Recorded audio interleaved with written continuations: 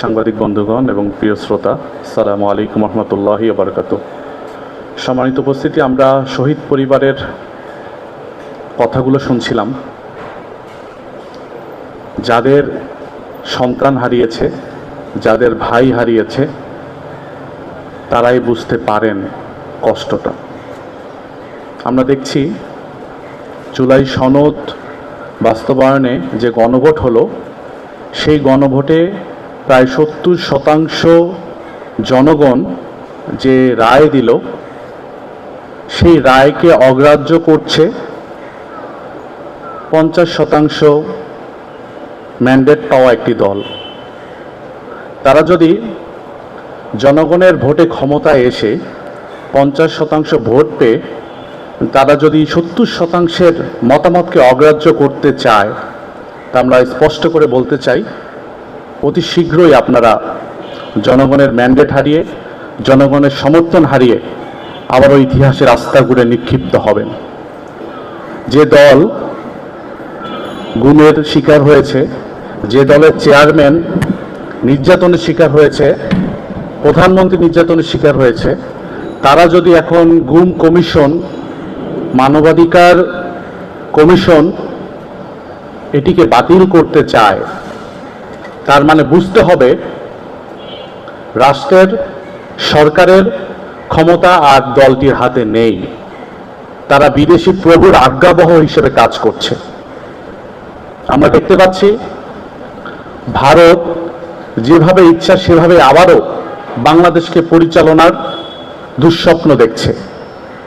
আমরা বিএনপিকে হুঁশিয়ারি উচ্চারণ করতে চাই, যদি আপনারা ক্ষমতা টিকিয়ে রাখার লোভে ভারতের আজ্ঞাবহ হয়ে যদি আপনারা কাজ করেন, বাংলাদেশের মানুষের যে ম্যান্ডেট, যে ইচ্ছে, যে জনসমর্থন, সেগুলো বিকিয়ে দিয়ে আপনারা যদি ভারতের আজ্ঞাবহ হিসেবে কাজ করতে চান, তাহলে খুব বেশি দেরি নেই।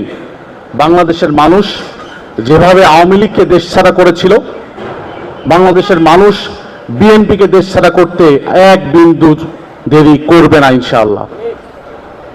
আমাদের কথা একদম পরিষ্কার, যে দলটি জন্মই হয়েছে গণভোটের মাধ্যমে, গণভোটের মাধ্যমে যে দলটি বাংলাদেশের রাজনীতি করা শুরু করেছে, তারা কিভাবে গণভোটকে অস্বীকার করে এবং পরিষ্কারভাবে দুদক, পিএসসি, ন্যায়পাল থেকে শুরু করে যে সকল সাংবিধানিক এবং সংবিধিবদ্ধ প্রতিষ্ঠান রয়েছে, সেই প্রতিষ্ঠানগুলো যিনি প্রধান, তাকে নিয়োগ করার ক্ষমতা প্রধানমন্ত্রীর একক থাকবে না। এটিও আমাদের একটি দাবি। সেই দাবি বাস্তবায়নে সরকার সদিচ্ছা দেখাচ্ছে না, অর্থাৎ তারা চাচ্ছে যে প্রধানমন্ত্রী একক সিদ্ধান্তে এই নিয়োগগুলো দিবেন। এবং আমরা দেখতে পাচ্ছি যে বিএনপি যে 31 দফা দিয়েছিল, সেই 31 দফার প্রথম দফাতেই ছিল সংবিধান সংস্কার সংক্রান্ত।